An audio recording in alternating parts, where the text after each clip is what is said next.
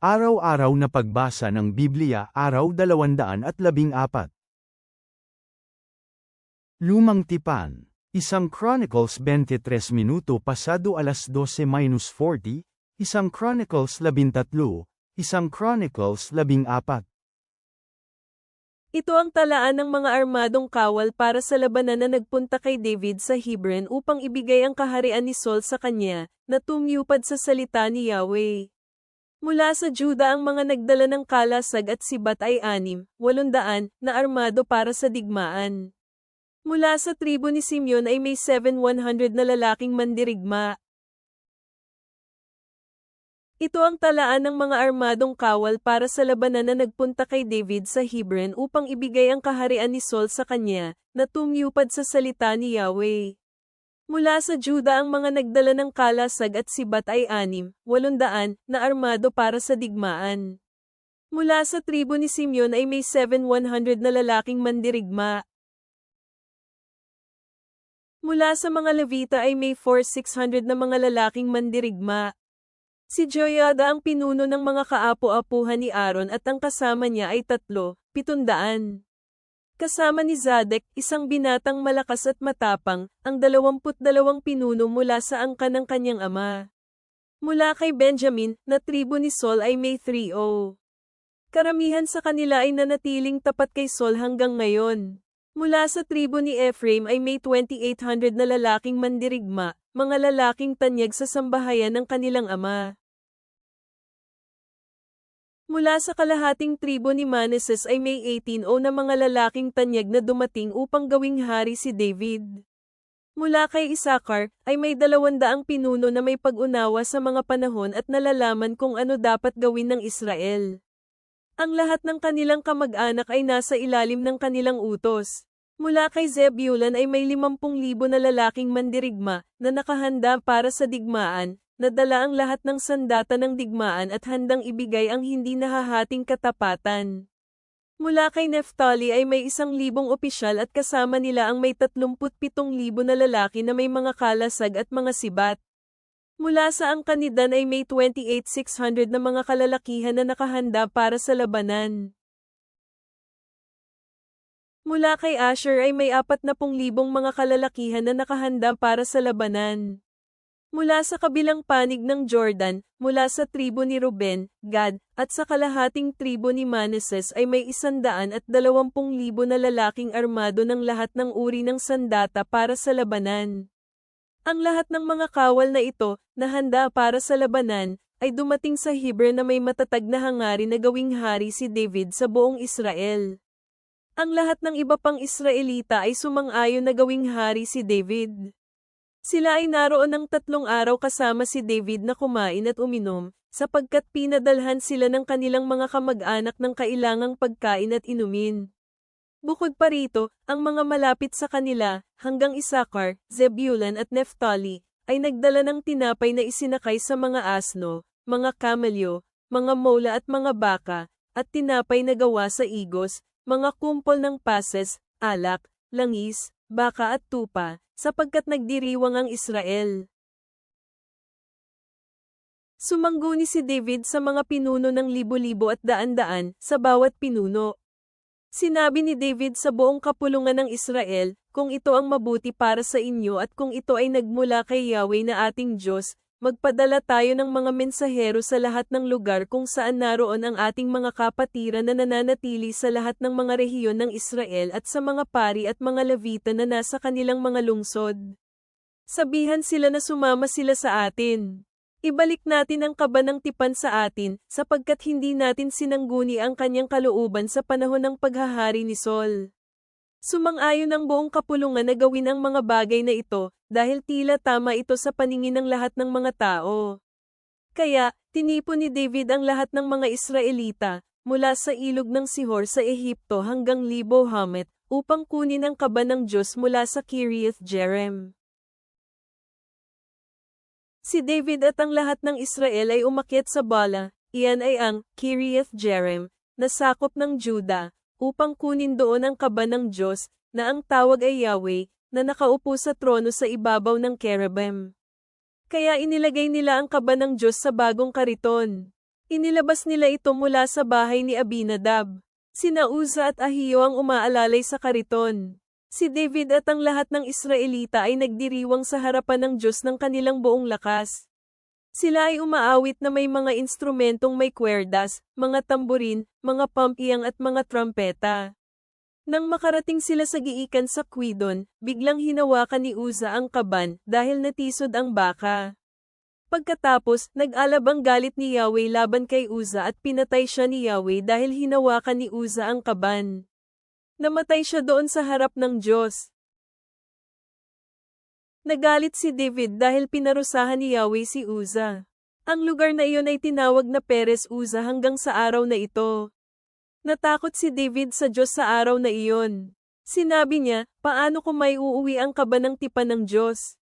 Kaya hindi inilipat ni David ang kaban ng tipan sa lungsod ni David, ngunit inilagak ito sa bahay ni Obed-Edom na taga-Gat.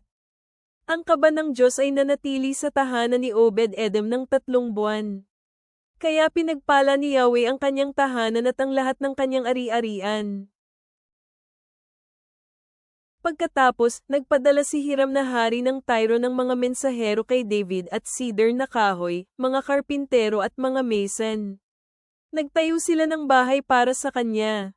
Alam ni David na hinirang siya ni Yahweh bilang hari sa buong Israel at naitaas ang kanyang kaharian para sa kapakanan ng kanyang bayang Israel.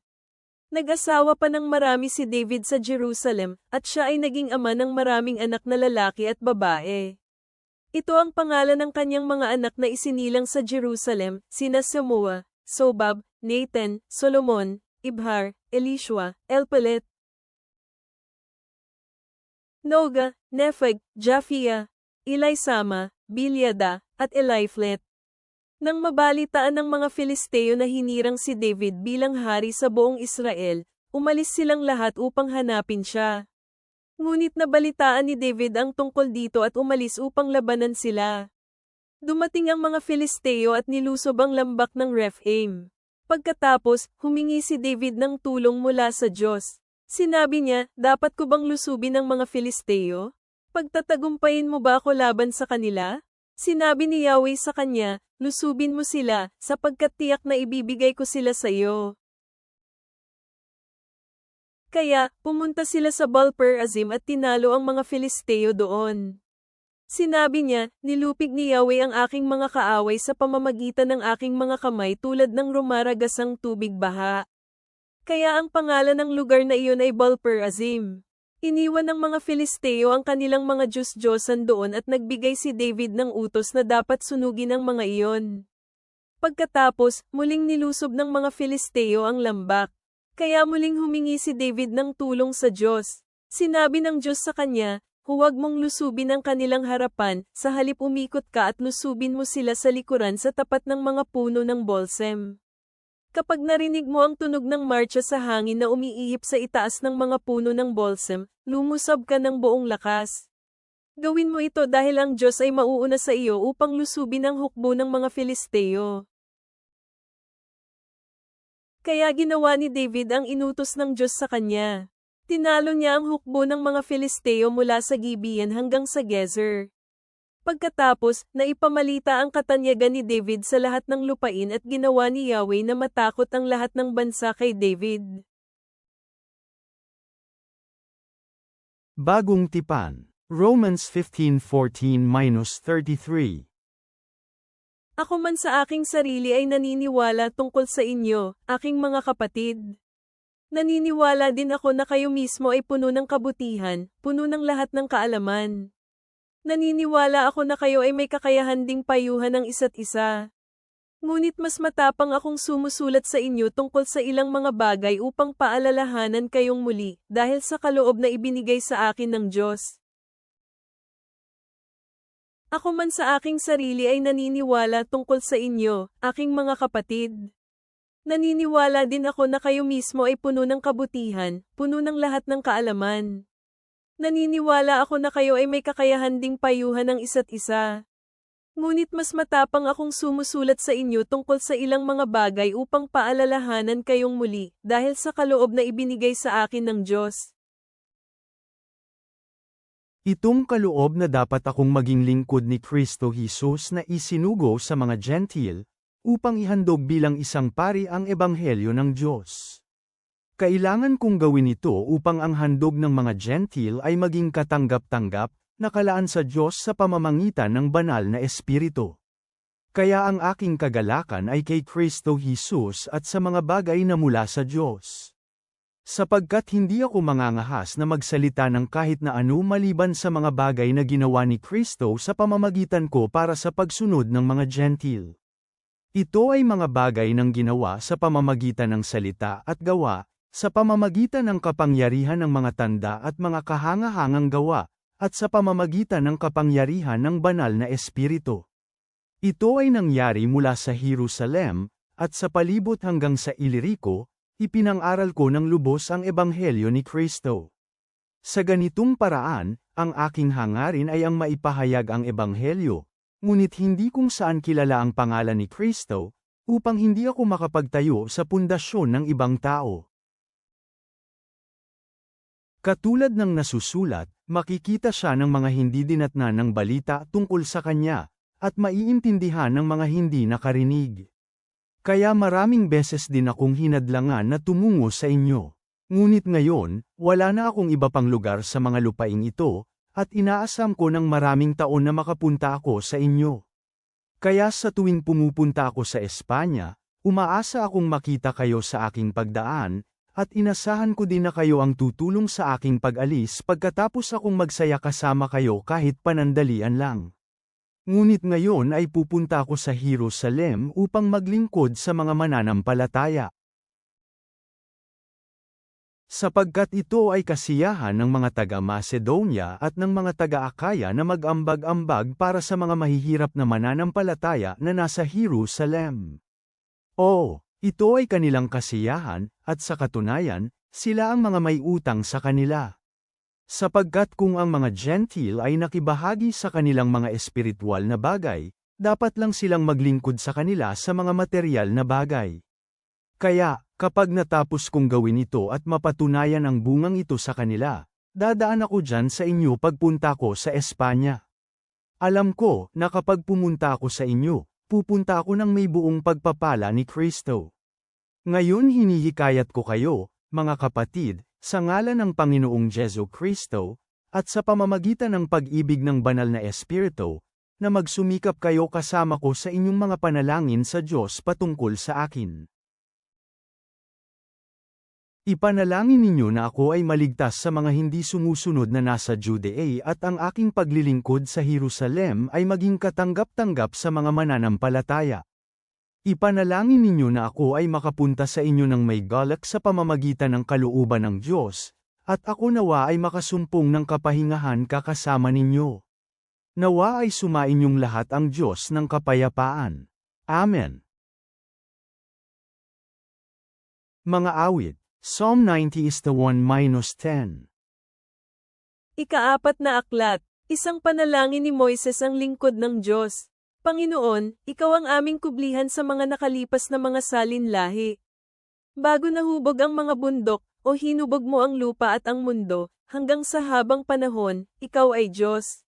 Binabalik mo sa alabok ang tao, at sinasabi mo, bumalik ka, ikaw na lahi ng tao.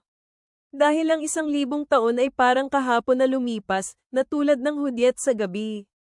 Tinatangay mo sila tulad ng baha at nakakatulog sila, sa umaga ay tulad sila ng sumisibol na damo. Sa umaga ito ay namumulaklak at tumutubo, sa gabi ito ay nalalanta at natutuyot.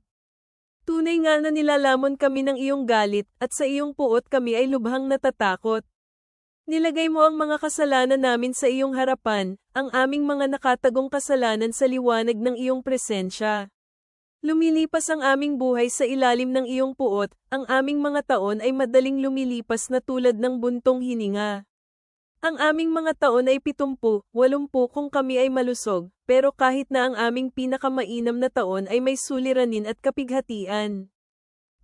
Mabilis itong lumilipas, at tinatangay kami palayo. Ama naming nasa langit, kami ay lumalapit sa iyo na may pasasalamat sa pagkakaisa na ipinakita ng mga tribo ng Israel, nang sila ay nagtitipon upang suportahan si Haring David sa kanyang layunin. Naway makatagpo rin kami ng lakas sa pamayanan, na nagpapatibay sa isa't isa sa aming paglalakbay ng pananampalataya, tulad ng ipinayo ni Pablo sa mga mananampalataya sa Roma. Tulungan mo kaming maunawaan ang panandalian ng aming mga araw, gaya ng nasasalamin sa Awit Kapitulo 90, at gamitin ang aming oras ng matalino upang maglingkod sa iyo at sa iba. Bigyan mo kami ng karunungan upang hanapin ang iyong presensya sa lahat ng aming ginagawa, na nagtitiwala sa iyong gabay at biyaya. Kami ay nagpapahinga sa iyong walang hanggang pag-ibig, O Panginoon. Amen.